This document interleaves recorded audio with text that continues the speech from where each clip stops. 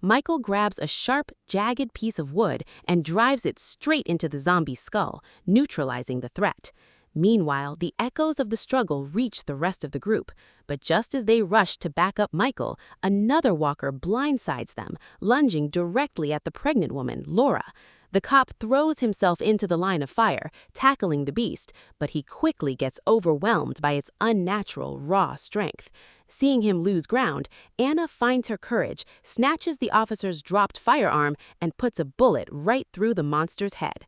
With no time to celebrate, they sprint into an elevator and hit the button for the upper floors.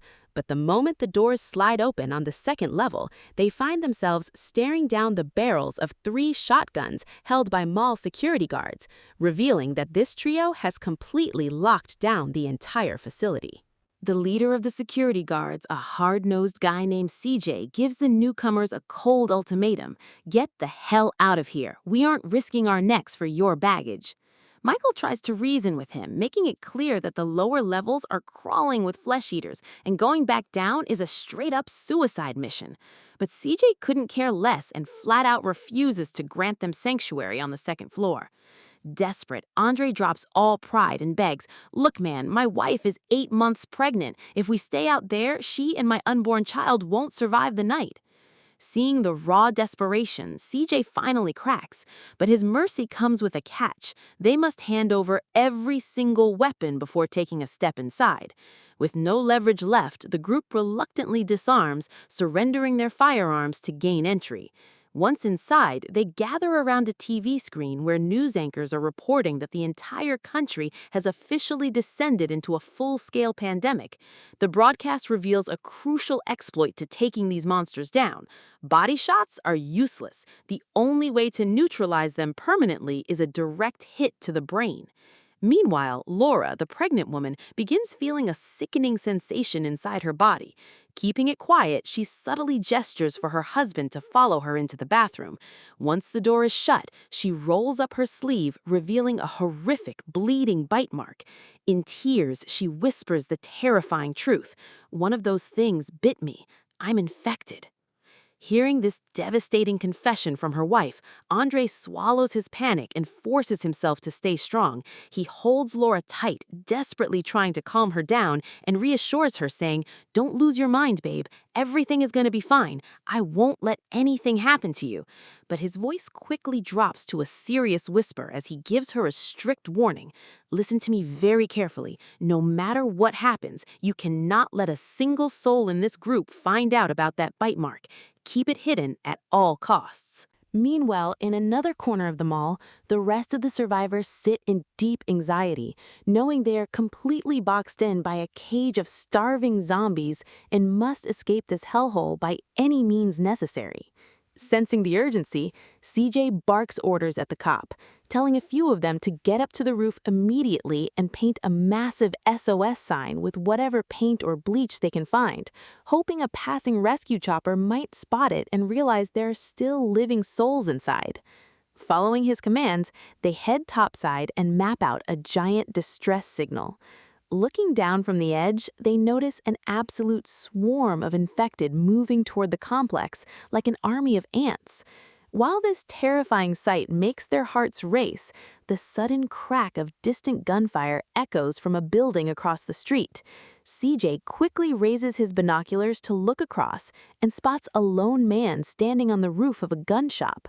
The man holds up a large chalkboard, trying to show them a message that reads, "Name's Andy. Trapped here alone. Please send help."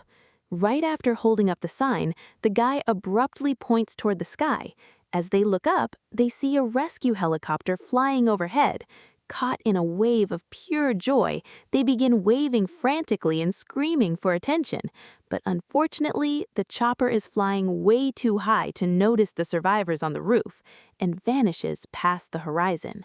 Just like that, their short-lived hope turns into crushing despair. As darkness falls and night takes over, they retreat back inside the facility to get some sleep. The next morning, as one of CJ's guards glances at the CCTV control room monitors, he spots a massive truck tearing down the road, desperately hauling ass toward the mall to escape a pursuing horde. The moment the guard spots the chaotic scene on the monitors, he sprints off to alert the rest of the group. Hearing the news, everyone becomes desperate to rescue the stranded folks inside that truck. However, their leader, CJ, flat out refuses to walk into what he sees as a death trap. He reasons, "We have absolutely no idea if the people in that rig are clean or already turned. If even a single soul among them is infected, we're all dead meat. I am not taking that kind of risk." But the group refuses to swallow his selfish logic and makes the final call to save the survivors. Hearing their defiance, CJ loses his temper, drawing his six-shooter and aiming it right at them. He threatens, "Anyone takes a single step toward that door, and I'll put you down myself." Right then, CJ's own trusted bodyguard grows disgusted by his heartless decision and speaks up, insisting they must save those innocent lives. Enraged by the betrayal, CJ presses the barrel of his gun directly against his partner's chest, snarling, "Then maybe I should start the body count with you." While CJ and his bodyguard are locked in their tense standoff, Michael sees an opening, lunging forward to strip Bart of his weapon. Simultaneously, the cop blindsides CJ from behind, tackling him and wresting the revolver from his grip. Losing no time, the group drags both CJ and Bart down the hall, tossing them into a dark holding room and locking the door tight. With the internal threat neutralized, they huddle up to map out a rescue plan. Michael takes charge of the operation, stating, "Andre and I will head down to the ground floor to draw the horde's attention. The rest of you, get ready to pull those people inside the moment the coast is clear." On cue, Michael and Andre head toward the basement with weapons drawn, while up on the roof, Anna and Laura frantically wave their arms to signal the truck toward the entrance. Spotting them, the driver slammed the truck into reverse, crushing scores of undead bones beneath the heavy tires, before slamming on the brakes right at the main entrance. Down below, Michael and Andre unleash a hail of gunfire to keep the monsters at bay, successfully covering the newcomers as they scramble safely inside the mall without taking a single casualty. However, once inside the safety of the mall, they quickly discover that one of the women from the truck is critically ill. After a quick assessment, Anna steps up and tells the group, "I might be able to stabilize her. I'm a registered nurse." With that, Anna rushes the ailing woman into a separate room to begin a medical evaluation. But to her shock, the woman's condition deteriorates rapidly mid-treatment, and within moments, she takes her final breath. Anna immediately calls over the guard on duty, instructing him to get the corpse out of the mall right away. But before they can even process the order, the dead body snaps upright in bed, fully turned into a feral zombie, and lunges straight at Anna. Keeping her composure, Anna snatches a heavy iron rod sitting nearby and drives it deep into the zombie woman's eye socket, putting her down for good. Shaken but focused, Anna moves on to check another newcomer from the truck, and what she finds makes her blood run cold. This man has also been bitten and is already infected. Pacing back to her core group, Anna delivers a grim warning. Anyone who takes a bite from these things is a ticking time bomb. They turn, and they turn fast. Hearing this terrifying confirmation, Andre completely breaks down inside, knowing damn well that his own wife is carrying that exact same death sentence. Yet even facing total disaster, Andre keeps his mouth shut and hides the truth from the rest of the crew. Meanwhile, Anna alerts everyone that there is still an elderly man among the newcomers who is infected and could turn at any second. Michael wastes no time, stating flatly, "We need to neutralize him right now before he becomes a threat to all of us." Armed and determined, the group marches toward the man's quarters, but the moment they arrive, the old man's daughter instantly realizes they are there to execute her father in cold blood. Overwhelmed, she breaks down in front of everyone, begging with folded hands, "Please don't kill my dad. He's the only family I have left in this world." But Michael stops her, explaining firmly, "If we keep your father alive, he will become a grim reaper for every single one of us." Hearing this, the elderly man realizes Michael's logic is absolutely right. He pulls his beloved daughter into a tight embrace, comforting her. "Sweetheart, they're right. If I turn into one of those things, it puts all your lives at risk." Accepting the harsh reality, the girl walks away in tears, unable to watch her own father die. The rest of the group steps out, leaving the cop behind to wait in cold blood for the old man to turn. The moment the transformation begins, the officer fires a clean shot directly into his head, neutralizing him permanently. Hearing the echoing gunshot, the daughter knows her father's gone. Meanwhile, Andre quietly slips back into his wife's room. Seeing the toxic blue veins spreading across Laura's skin, he has no doubt left. She is slowly turning into a zombie. Yet, despite knowing the ultimate truth, he keeps her in the dark, desperate to protect his unborn child from the devastating trauma. Comforting his wife, he tells her, "From now on, you stay inside this room. Don't go out or see anyone. Those bloodthirsty freaks are hunting out there, and I won't let them hurt you or our baby." Later, when the cop heads back to the roof, he sees that the situation has escalated. The horde surrounding the mall has multiplied drastically. Weeks pass like this, and over time, a unique and deep friendship blossoms between the police officer and Andy, the gun shop owner across the street. The rest of the survivors start relaxing as this massive shopping mall is fully stocked with food and supplies, making their survival quite comfortable. But one day, the mall's main power grid suddenly fails, plunging the entire facility into pitch-black darkness. Knowing they can't survive stumbling around in the dark, the group makes the final call to head down to the underground basement to kickstart the generators. Flashlights in hand, they step down the stairwell, but the moment they reach the basement floor, Bart gets a sickening feeling that an unseen shadow is stalking them from the dark. Hearing this, the group goes on high alert, frantically sweeping their flashlights to pierce the shadows. At first, the sweeping flashlights reveal nothing but a persistent scratching sound echoes through the dark. Moving closer, a cute little puppy steps out from behind a concrete pillar. Everyone breathes a collective sigh of relief, and Michael calls the dog over. But without warning, a zombie blindsides Bart out of the shadows, sinking its teeth deep into his neck. Bart's agonizing screams trigger a swarm of nearby infected who come charging toward the noise. Desperate to survive, the group scrambles behind a heavy chain-link gate, locking it just in time. The ravenous horde slams into the fence, with several monsters aggressively scaling the wire. The survivors open fire to hold them back, but in a flash of bad luck, their guns click empty. Realizing they are completely cornered, Michael grabs a nearby fuel pipe and begins dousing the oncoming zombies in gasoline. The moment the monsters breach the gate, CJ flicks his lighter and tosses it into the fuel. Instantly, the basement erupts into a roaring wall of fire, incinerating scores of the undead and buying the group enough time to flee back upstairs. Meanwhile, keeping everyone in the dark, Andre has secretly locked his turned wife, Laura, inside a hidden room, restraining her with heavy iron chains. Right then, Laura goes into labor. Andre quickly covers her mouth with a thick cloth to muffle her horrific screams from the rest of the mall. After a grueling ordeal, Laura finally gives birth to a newborn baby. Immediately after delivery, Laura goes completely feral, snapping her jaws and trying to rip Andre apart, but the heavy chains keep her pinned. Hearing the muffled commotion, an elderly woman from the group wanders into the room, gasping in horror as she sees the zombie Laura. Without hesitation, she draws her weapon and puts a bullet through Laura's head. Blinded by grief and pure rage, Andre snaps, pulling his gun and shooting the old woman down.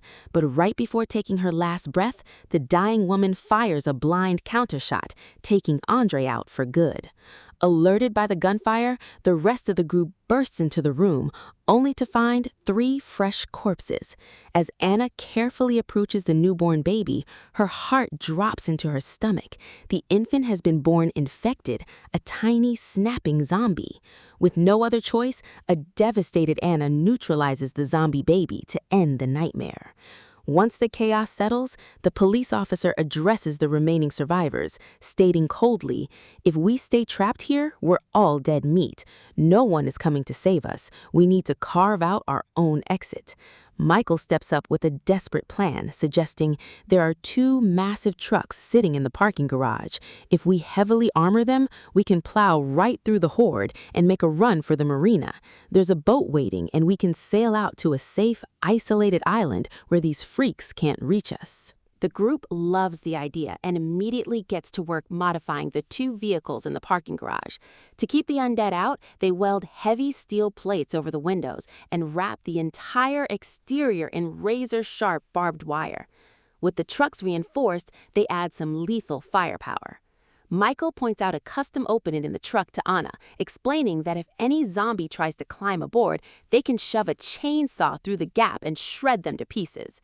Meanwhile, up on the roof, the cop writes a message on the chalkboard to Andy, the gun shop owner, letting him know that they plan to rescue him in a few days when they make their escape. Though thrilled, Andy writes back with grim news. He is completely out of food and cannot survive starvation much longer. While the officer racks his brain for a way to help Andy, his eyes fall on the little puppy they rescued from the basement.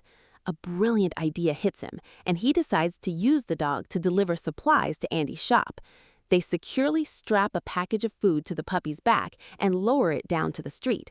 The moment the dog lands among the infected, Andy lets out a sharp whistle to call it over. The clever puppy darts through the legs of the distracting horde and slips right through a small pet door into the shop. Everyone celebrates seeing the puppy make it inside safely, but their joy is cut short when a stray zombie squeezes through that exact same small door. Within seconds, a massive swarm of infected breaches the shop and tears Andy apart alive. The group listens in horror over the walkie-talkie as Andy's agonized screams echo and cut out, leaving them devastated. Now they realize they can't afford to sit tight for another second, or the horde will find a way inside and slaughter them all. They make the final call to head down to the basement arsenal to stock up on weapons before making their grand escape in the trucks. Per the plan, they station one of the guys at the basement gate to keep watch, instructing him to unlock the door the moment they return with the firepower. They sprint to the armory, grabbing as many guns and ammunition as they can carry. However, on their way back, a relentless pack of zombies catches their scent and gives chase. Running for their lives, they reach the basement door and scream at their lookout to unlock it. But to their absolute horror, the cowardly lookout has already abandoned his post and fled out of pure terror. Trapped in a literal dead end with thousands of zombies rushing down the corridor, they face certain death. But at the very last second, Anna suddenly appears, throwing the door open from the inside and saving them just in time as they leap into safety. Before they can lock the basement door behind them, the undead are already breathing down their necks, forcing the group to leave it wide open and bolt to the upper floors. Reuniting with the rest of the survivors, they urge everyone to move toward the modified rigs immediately. Taking the elevator down to the underground parking garage, they pile into the heavily armored trucks and crank the engines. However, the moment they hit the main street, their hearts sink at the sight of thousands of zombies flooding the road. They plow forward without stopping, but the sheer volume of the horde eventually jams the wheels, leaving the trucks completely stranded. Thanks to the reinforced steel plates and barbed wire, the monsters can't break inside. Anytime a zombie tries to climb the rig, the survivors shove a chainsaw through the slits, slicing them to pieces. Realizing they can't afford to stay trapped there, CJ scrambles onto the roof of the moving truck and hurls a massive propane tank straight into the middle of the horde. As a zombie picks it up, CJ fires a precise shot at the cylinder. The violent explosion obliterates hundreds of infected, clearing a massive path and allowing them to floor the gas and escape the downtown area. But just as they gain momentum, a stray zombie leaps onto the truck driven by the cop. An elderly man on board raises his chainsaw to kill the freak, just as the officer notices the road ahead is completely blocked. He aggressively swerves the wheel, but the heavy speed causes the heavy truck to flip over. In the chaotic crash, the old man loses control of the spinning chainsaw, accidentally slicing his partner before the blade turns on him, killing them both instantly. Seeing the other rig flip in his rearview mirror, CJ tells Michael to slam on the brakes, refusing to abandon his crew. Meanwhile, the cowardly survivor who originally ditched them at the basement gate tries to make a run for it on his own, but a zombie drops from above and tears him apart. Moments later, CJ and the rest reach the crash site and pull the injured officer from the wreckage. They all sprint toward the remaining truck, but a massive pack of zombies is hot on their heels. While the others manage to scramble into the rig, Anna lags behind due to her leg injury. Just as she reaches the doors, a few zombies grab her from behind. At the very last second, CJ and Michael lunge forward, aggressively dragging Anna away from the monster's grip and pulling her safely inside the truck. Flooring the gas, they leave the infected far behind and race toward the coastline. Parking the rig, they scramble out and desperately search for the boat. But within seconds, a massive swarm of zombies comes charging down the docks. Realizing they are running out of time, CJ yells at the group to go, choosing to stand his ground alone to buy them every second he can. He drops scores of monsters, but the sheer volume is overwhelming, and thousands of infected close in on him. Realizing there is no way out, CJ points his gun at a nearby propane tank and pulls the trigger. A massive explosion erupts, with CJ sacrificing his life to vaporize the horde and secure his friend's escape. Meanwhile, the rest of the group locates the boat and unties the lines. Just as they are about to set sail, Michael refuses to step on board. When Anna begs for an explanation, Michael rolls up his sleeve, revealing a fresh bite mark he took while pulling her into the truck. He tells her that if he comes along, he risks turning and killing them all. Shaken and devastated, the survivors are forced to leave Michael behind as the boat pushes off into the open water. Standing alone on the shore, Michael watches them fade into the distance as a pack of zombies approaches. Deciding that a quick death is better than turning into a monster, Michael raises his weapon to his head and pulls the trigger. Out on the ocean, the remaining survivors sail toward the horizon, heading for an isolated, zombie-free island. And with that, our story comes to an end. Alright guys, that wraps up the thrilling breakdown of today's movie, from Laura's fatal mistake to the unbelievable sacrifices made by CJ and Michael. Which scene had your heart pounding the most? Drop your thoughts in the comments below. If you enjoyed this recap, smash that like button and share it with your fellow movie buffs. And hey, if you're new to the channel and never want to miss out on these intense, nail-biting movie explanations, make sure to hit that subscribe button and turn on notifications. We've got some massive blockbuster breakdowns coming your way very soon. Until next time, stay safe, stay alert, and we'll catch you in the next video.